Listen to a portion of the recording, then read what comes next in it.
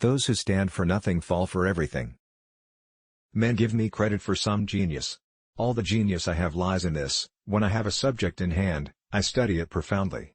Day and night it is before me. My mind becomes pervaded with it. Then the effort that I have made is what people are pleased to call the fruit of genius. It is the fruit of labor and thought. Give all the power to the many, they will oppress the few. Give all the power to the few, they will oppress the many. The Constitution shall never be construed to prevent the people of the United States who are peaceable citizens from keeping their own arms. A well-adjusted person is one who makes the same mistake twice without getting nervous. There are seasons in every country when noise and impudence pass current for a worth, and in popular commotions especially, the clamors of interested and factious men are often mistaken for patriotism.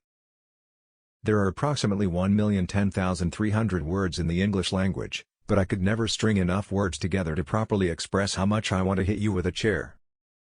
Why has government been instituted at all? Because the passions of man will not conform to the dictates of reason and justice without constraint. The sacred rights of mankind are not to be rummaged for among old parchments or musty records. They are written, as with a sunbeam, in the whole volume of human nature, by the hand of divinity itself, and can never be erased or obscured by mortal power. Who talks most about freedom and equality? Is it not those who hold the Bill of Rights in one hand and a whip for affrighted slaves in the other?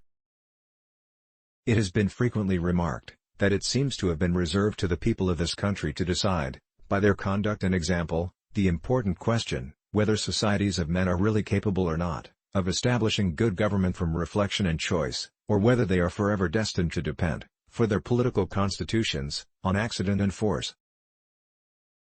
Hard words are very rarely useful. Real firmness is good for everything. Strut is good for nothing.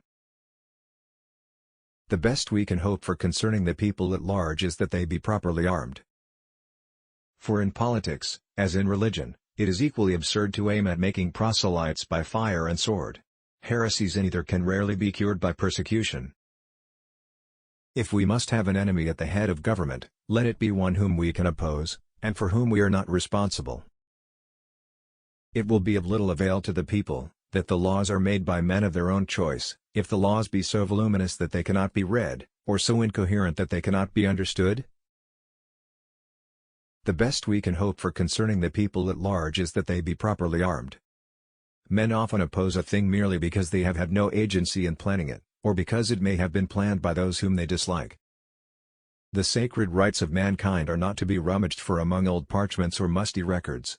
They are written, as with a sunbeam, in the whole volume of human nature, by the hand of the divinity itself, and can never be erased or obscured by mortal power.